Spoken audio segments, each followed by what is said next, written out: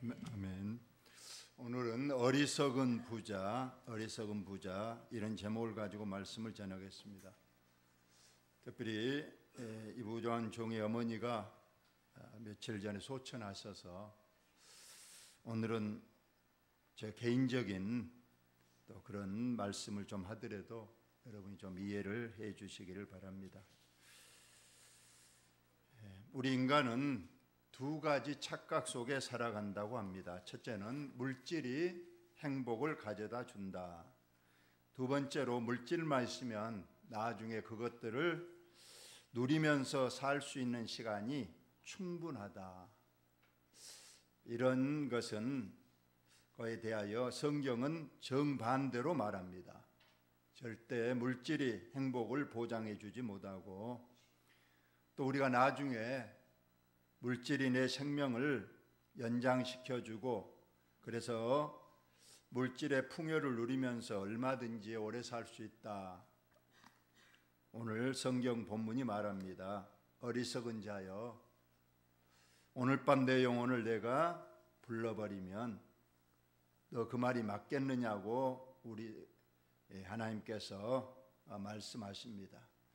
그래서 오늘은 이 어리석은 부자의 어떤 것이 어리석었고 우리는 어떻게 이를 반면교사로 삼아서 지혜롭고 복되게 살 수 있는가, 그런 교훈을 받으시기를 바랍니다. 본문을 봅니다. 무리 중에 한 사람이 이르되 선생님, 내 형을 명하여 유산을 나와 나누게 하소서 하니, 여기 12장 1절에 우리가 보면 수만 명이 예수님을 따랐다고 했어요. 수만 명. 서로 밟힐 만큼 수많은 사람들이 예수님께 와서 병도 고치고 하나님 말씀도 듣고, 그런 무리들, 수만 명의 무리 중에 한 사람이 예수님에 대하여 큰 소리로 말했다는 겁니다.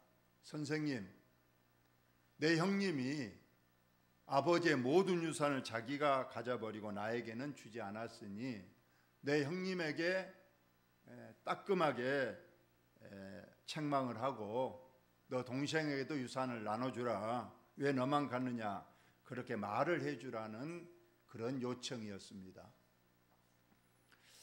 예수님께서 말씀하시되 이 사람아, 누가 나를 너희의 재판장이나 물건 나누는 자로 세웠느냐. 이 사람은 전혀 엉뚱한 질문을 한 겁니다. 예수님은 이 땅에 뭐하러 오셨습니까? 어떤 개인 간의 어떤 물질 유산이나 지혜롭게 나눠주는 방법을 말한다든가 혹은 옳고 그름의 어떤 개인적인 사적인 일에 어떤 해결자로 오신 분이 아니신데, 이분은 지극히 개인적인, 형님이 유산을 다 가져서 그 유산을 좀 나눠 갖게 해달라고 예수님에게 그 수많은 무리 앞에서 그 귀한 시간에 이렇게 요청을 했습니다. 아마 예수님은 이르시되 이 사람 앞에는 어리석은이라는 글자가 붙었을 겁니다. 이 어리석은 사람아. 그러나 예수님께서는 이 사람의 이 질문을 통해서 제자들에게 또 거기에 모인 사람들에게 교훈을 시작합니다. 삼가 모든 탐심을 물리치라. 이 탐심은 욕심을 보다 더 위에 있는 지나친 욕심, 분수에 넘치는 욕심을 우리는 탐심이라고 합니다.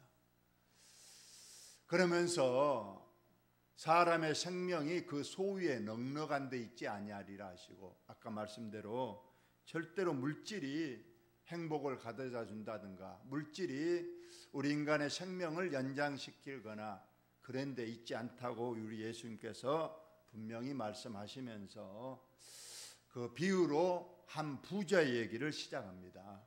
한 부자가 있었다. 밭이 많으니까 그 밭에서 해마다 소출이 많이 나온다. 근데 그 한 해는 너무나도 풍년이 들어서 기존에 있던 창고 가지고는 곡식을 더 쌓아둘 곳이 없을 정도로 많이 거두었다는 겁니다. 이것이 걱정거리가 된 겁니다.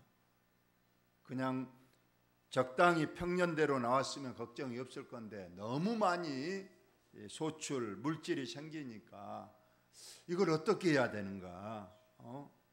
창고는 다 차버렸는데 어찌할꼬? 그러다가 말했습니다. 이제 이 곡간을 헐어버리고 큰 창고를 만들고 거기에다 이제 모든 곡식, 모든 보화, 모든 돈 다 거기에 쌓아두리라. 그리고 스스로에게 말합니다. 내 영혼아, 여러 해 쓸 물건을 많이 쌓아두었으니 이제 앞으로 근심 걱정 없이 평안히 쉬고 먹고 마시고 즐거워하자. 누리자고 하는 겁니다. 여기에서 보면 모든 것이 다 자기 때문에, 그래서 자기만 나오고 있습니다.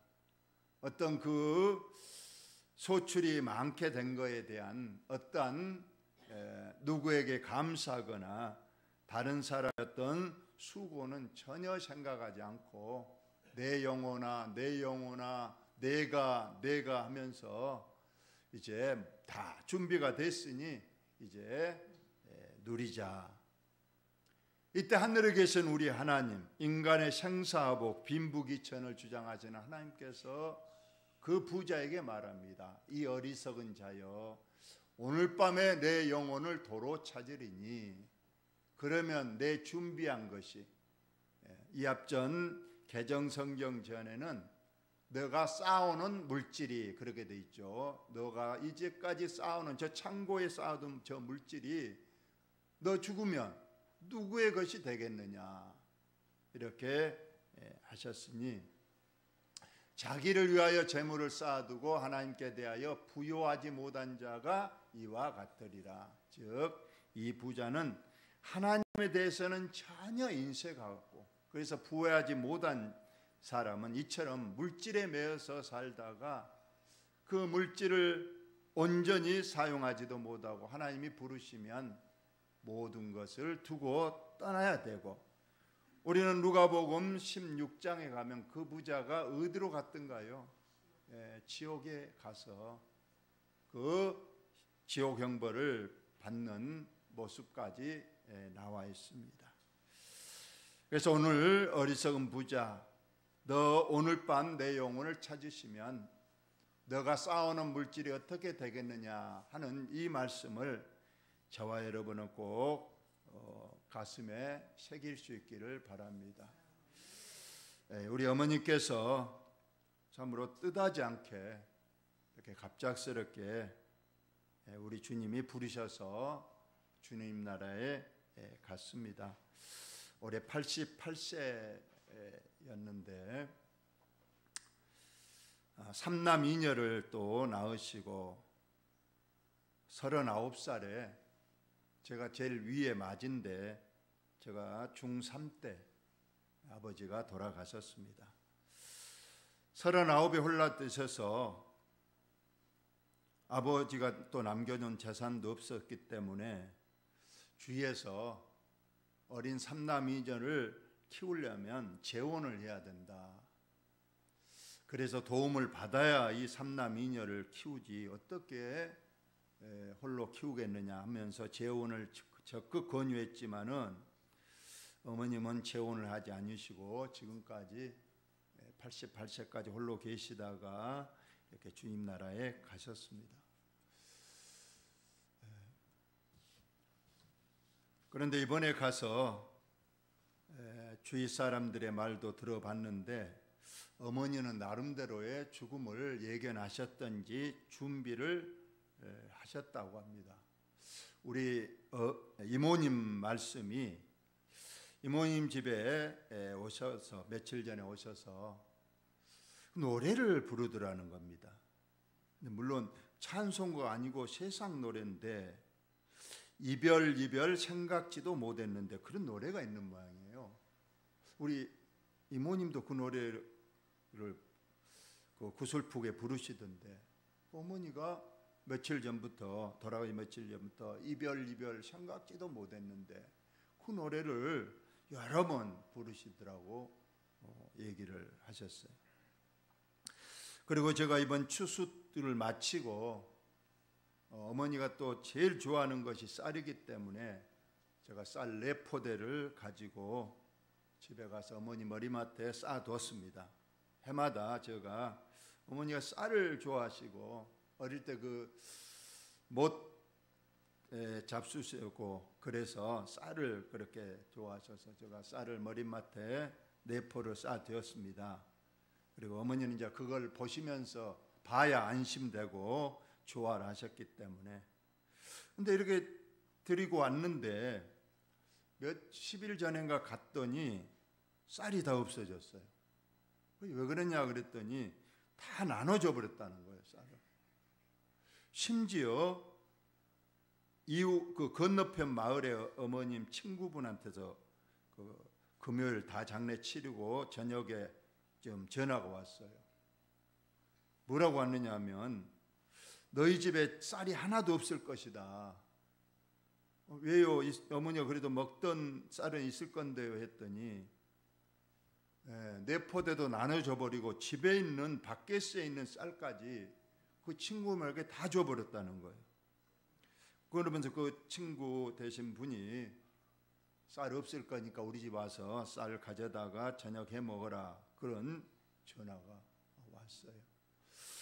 그래서 참 이상하다. 그 좋아하던 쌀을 다 나눠줘 버리고 심지어 당장 먹을 쌀도 다 줘버렸다. 그래서 참 이상하게 생각을 했습니다. 제가 11월은 또 추수를 하는 시간이어서 제가 자주 못 갔습니다만 그래도 추수가 끝나자 제가 갔습니다.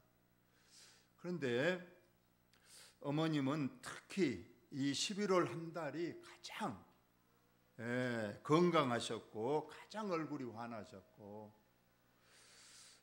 기쁨이 충만하셨어요. 제가 돌아가시기 10일 전에 가서 이모님 또 이숙님 어머니 나 4명 공 식당을 갔어요. 어머니는 돼지고기만 좋아하십니다.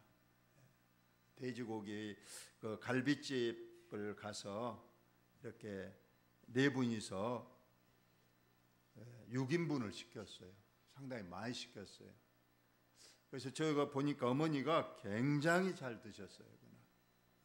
아주 잘 드셨고 돌아가시기 전날 그 마지막 식사를 요양센터에 사셨는데 그 요양센터 그 사모님께서 그날 사골국이 나와서 사골 국물을 큰 대접으로 하나를 드렸는데 그 사골 국물 한 대접을 너무 맛있게 드셨다. 그것이 마지막 어머니의 식사였습니다. 혹시 사진 준비됐나요? 이 앞전에 좀 보여드렸습니다만 어머니가 돌아가시기 불과 한 8시간 전의 모습입니다.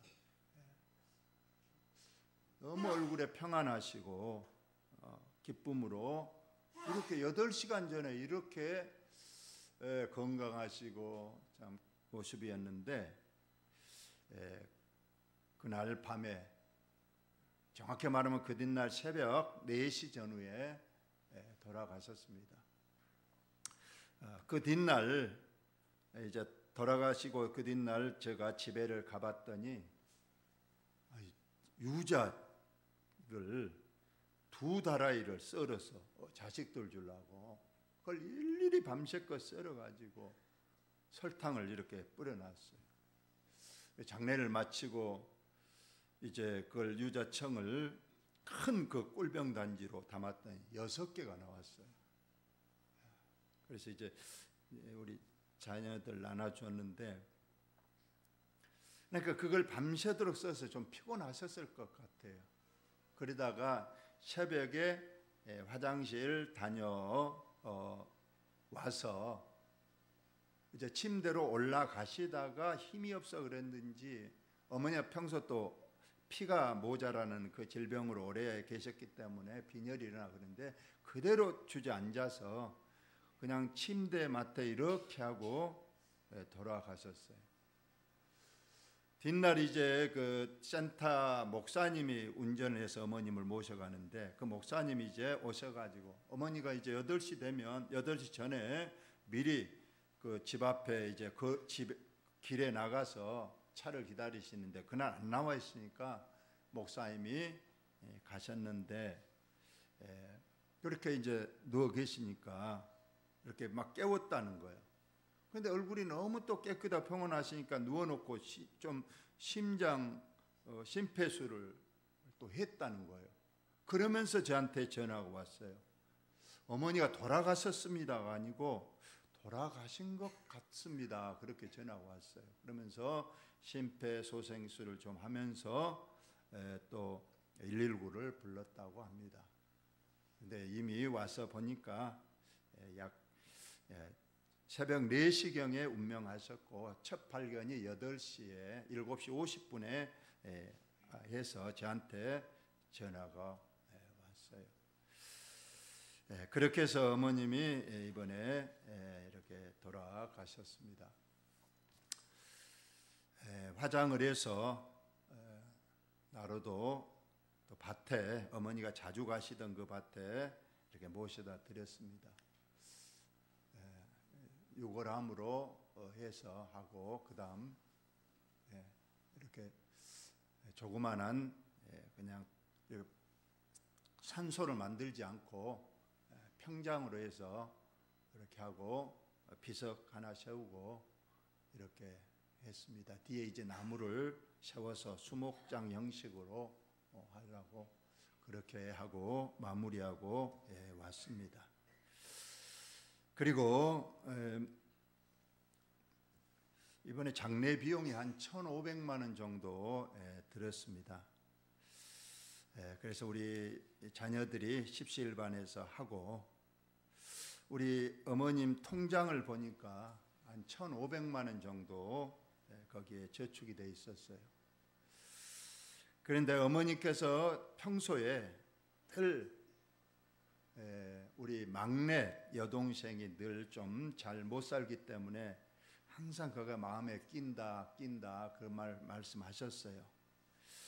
3남 2녀 중에 저는 이제 목사고, 밑에 남동생 둘째가 참 사업을 좀 해서 상당한 좀 돈을 많이 모아서 그래도 우리 형제간 중에는 제일로 잘 살고 있습니다. 셋째는 경찰로서 30년 복무를 했으니 또 뭐 걱정할 거 없습니다. 여동생은 결혼을 했지만 이상하게 자녀가 없어요. 그것이 또 어머니한테도 많이 끼인 것 같고, 그렇지만 매제하고 둘이 믿음으로 아주 믿음을 잘해서 믿음 생활 잘하고 집사로 사고 있고, 근데 이 막내 여동생이 좀 곤란하게 삽니다. 그 복덕방 자격증을 가지고 있어서 그걸로 여러 번 하려고 했지만 그것이 잘 안 돼서, 그래서 어머니께서 항상 돈을 모으면 고리 많이 도와줬는데, 그래서 이번에 어머니 통장 1,500만 원은 그냥 전체를 여동생에게, 막내 여동생에 주자 하고 의견 일치가 돼서 그대로 주고, 모든 것이 은혜롭게 잘 또 됐고, 또 우리 성도님들의 이 부정한 종의 또 어머니 또 모친 상이라고 이렇게 많이 와주시고 또 기도해 주시고 또 조문해 주셔서 정말로 저에게 몸둘 바를 모르게 감사하고 큰 힘이 되고 위로가 됐습니다. 어머님을 어쩌면은 또 많은 이번에 마을에 갔더니 또 마을 사람들이 제일로 슬퍼하셨어요. 우리 집이 두 마을 중간에 있었어요. 전에는 그 건너편 교동마을에 살다가 그 집이 또 우주 발사장 만들면서 길로 우리 그 처음 집이 들어가서 이제 임금 건너편 마을로 이사를 왔거든요. 한 20년 됐습니다. 그래서 양쪽 다 어머니가 교우를 하시기 때문에 두 마을 해관에 찾아가서 갔더니 너무나도 사람들이 모여서 눈물을 흘리시고 어머니 참 좋으신 분이셨다고 하고 어머니가 너무 허망하게 가셨지만은 참 복이다 그런 말씀도 많이 해 주셨습니다. 저 개인적으로는 어머니가 좀 더 사시기를 바랬고 저는 실상은 어머니가 너무 건강하셔서 이번에는 좀 더 오래 사실 줄 알았습니다. 좀 더 사시면서 제가 좀 효도할 수 있는 기회를 좀 많이 주실 것 같았는데 올해 88세 미수 생일 잔치도 부산 큰딸 집에서 아주 그래도 나름대로는 많이 준비해서 온 직계 가족들이 다 모여서 이렇게 잘해 드리고 어머님을 꼭 빠른 시일 안에 제주도 여행을 좀 꼭 해 드리자고 우리 형제간끼리 의견이 됐지만은 어째 그 일이 잘 안 됐습니다. 참 마음에 꺼리끼고 이제 어머니께서 이렇게 갑자기 가신 것을 하나님 앞에 기도하면서 깨달은 것은 이제는 너가 어머니에게 쏟았던 노력과 정성을 이제 목회에만 남은 생애를 전념하라 이런 뜻으로 제가 받았습니다. 그래서 한편으로는 그래서 저는 늘 하늘에 가신 어머니 권사님으로서 어머니를 생각하면 그래도 마음이 평안한데 그 옛날 그 힘들고 어려웠을 때에 그 모습을 생각하면 참 그냥 너무 울컥하고 눈물이 나와서 되도록이면 옛날 생각 안 하고 이번 장례만큼은 또 많은 사람이 보고 있기 때문에 그냥 천국에 가신 어머님만 생각하고 또 아까 사진에 보셨듯이 웃는 모습만 생각하고 이렇게 위로를 받고 왔습니다. 아무쪼록 이제까지 여러분들이 또 저를 위해서 기도해 주시고 어머니의 또 장례에도 여러 가지 또 오신 분도 있죠. 못 오신 분들도 기도해 주시고 조문해 주셔서 너무 감사를 드립니다. 결론을 오늘은 좀 일찍 내겠습니다. 오늘 이 부자 평생을 물질에 매여 살다가 이 물질이 인생의 생명을 보장하고 내 인생의 행복을 보장하고 내 자녀 손들의 앞날까지 보장해 줄 거라고 믿는 이 어리석은 부자. 그러나 오늘 하나님께서 그 영혼을 부르셔버렸습니다. 그리고 그는 영원한 지옥 형벌로 가고 말았지만은 우리는 이것이 우리에게 반면교사가 되어서 다시 한번 우리의 믿음을 점검하시고 남은 생에 하나님께 부요한 삶, 하나님이 인정하는 삶, 물질이 중요한 것이 아니고 우리가 하나님 나라에 가서 영원히 사는 영생의 축복이 더 중요한 사실을 명심하시고 남은 생에 꼭 믿음의 최우선을 두고 복된 삶을 사시기를 예수님의 이름으로 축원을 드립니다. 하나님 우리 아버지